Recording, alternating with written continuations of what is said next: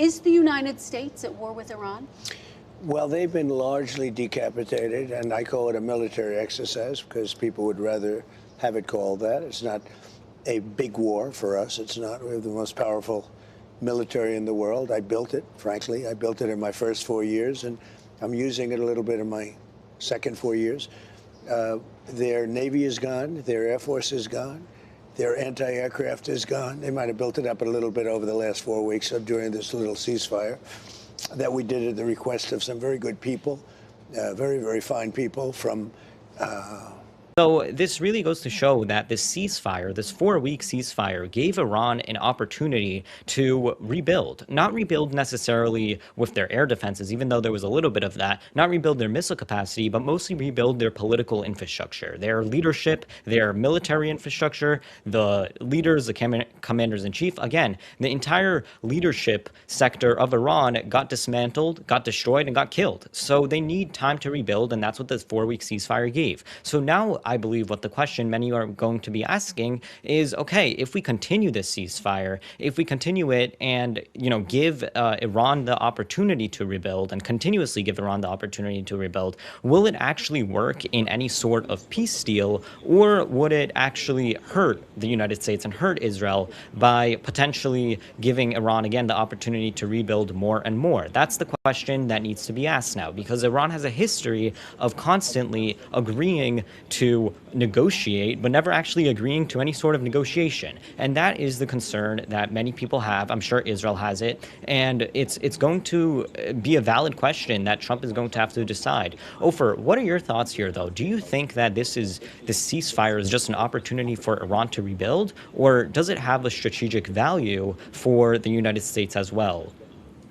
So first of all, yes, it does provide Iran with a massive amount of time to rebuild its stockpiles. For instance, they were able to dig up all of the missile cities that were basically inaccessible due to incessant airstrikes by the US and Israel, and access a lot of those BMs that were not destroyed, but they were just inaccessible.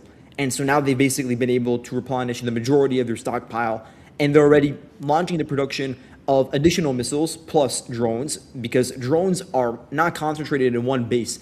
Because it's so easy to make them, you can make them in your mom's basement. So it's spread out across the entire country and difficult to deter. We are also seeing that they are rebuilding their air defense. They already purchased new systems from China and Russia that are on their way to the country, which is why the first thing Israel did was actually strike 9 air defense systems that were active before they struck anything else in Iran. Because the first thing you do before you launch an aerial campaign is suppression of enemy air defenses.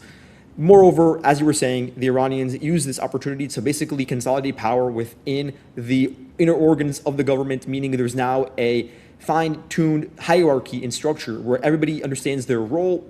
There is division of labor between the supreme leader and the political figures, the religious figureheads as well. And so they're doing this all in a very controlled process. There's no more chaos behind the scenes. There's no more fighting between people, at least on a surface level. Behind the scenes, there's obviously bad blood, but they've been able to reorganize everything. And right now, internally, the country is very stable because they shut off the internet.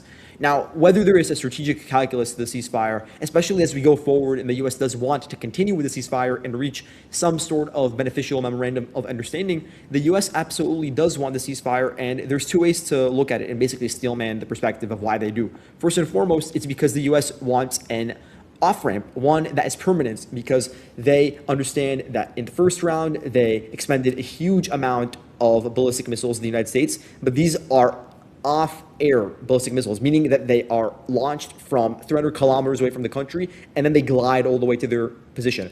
And those are high-end missiles that are very expensive, and there aren't many of them. So wasting all of them on Iranian ballistic missile cities that then are reopened after the ceasefire starts, it's simply something that can be repeated ad nauseum forever. So you have that.